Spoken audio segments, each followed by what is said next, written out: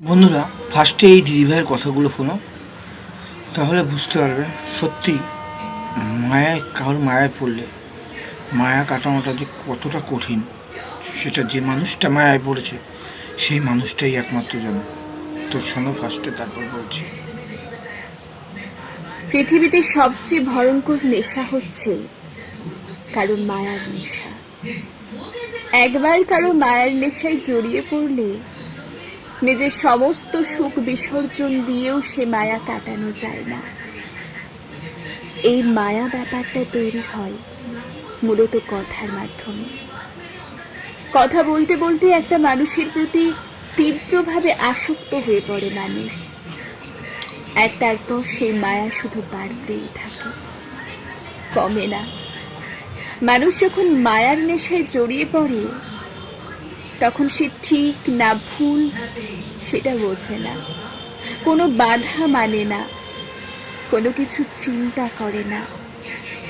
সে শুধু মায়ার টানে সব কিছু মেনে নেয়, মেনে নিতে বাধ্য হয়। যখন কারো প্রতি মায়া জন্মায় ঠিক তার আগের মুহূর্ত অবধি মানুষ নিজের আয়ত্তে থাকে, আর যখন কারো প্রতি মায়া জন্মায় তখন নিজের নিয়ন্ত্রণ আর মানুষের হাতে থাকে না।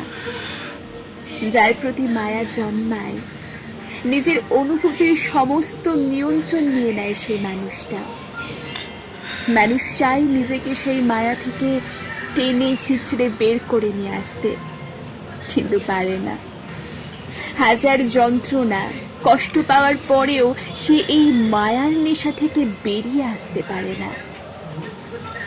যে একবার কারো মায়ার নেশায় পড়ে সে তার ভালো থাকার চাবিটা তার হাতে ছেড়ে দেয়, তারপর কথা ফুরায়, সময় ফুরায়, সম্পর্ক এবং মানুষ হারিয়ে যায়, শুধু মায়া ফুরায় না।